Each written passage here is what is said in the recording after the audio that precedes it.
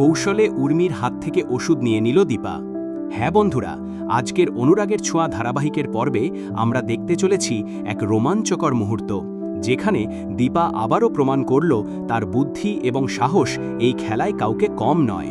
ঘটনা শুরু হয় যখন উর্মি বারবার সূর্যকে ওষুধ খাওয়ানোর চেষ্টা করে, কিন্তু সূর্য জেদ ধরেই বসে আছে, সে এই ওষুধ কিছুতেই খাবে না। ঠিক তখনই অবিনাশ এসে হাজির হয় একটি প্লেট নিয়ে। সে সরাসরি উর্মিকে বলে, এই ওষুধটা প্লেটে দিন, আমি নিজেই দিয়ে দিচ্ছি সূর্য সেনগুপ্তকে। উর্মি বাধ্য হয়ে সেই ওষুধ প্লেটে দিয়ে দেয়। এরপর অবিনাশ প্লেট নিয়ে পৌঁছে যায় সূর্য ও দীপার মাঝখানে। সে সূর্যকে অনুরোধ করে, আপনি আগে খেয়ে নিন, তারপর ওষুধ খেয়ে ফেলবেন। এই সময় দীপার দিকে এক চোখের ইশারা করে অবিনাশ, সংকেত স্পষ্ট, এটাই সুযোগ। ঠিক সেই মুহূর্তেই হরিশ এসে হাজির হয় খাবার নিয়ে।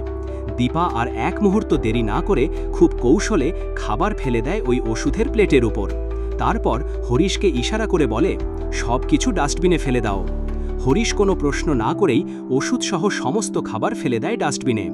এই দৃশ্য দেখে উর্মির মুখে এক রাশ আতঙ্ক, তার মুখ রীতিমতো ফ্যাকাশে। এরপর দীপা নির্দেশ দেয়, ডাস্টবিনটা ভালো করে পরিষ্কার করে ফেলো। হরিশ যখন ময়লা নিয়ে চলে যায়, দীপা আস্তে করে বলে, আপনারা খাওয়া দাওয়া শুরু করুন, আমি একটু আসছি। সবাই যখন খেতে ব্যস্ত, দীপা নিঃশব্দে গিয়ে ডাস্টবিন থেকে সেই ওষুধ উদ্ধার করে। নিজের মনে দীপা বলে, এবার আমাকে বের করতেই হবে, এটা আসলে কিসের ওষুধ। বন্ধুরা, দীপার হাতে এখন এক ভয়ঙ্কর রহস্যের চাবিকাঠি। এই ওষুধের রহস্য কি? উর্মি কি ধরা পড়ে যাবে?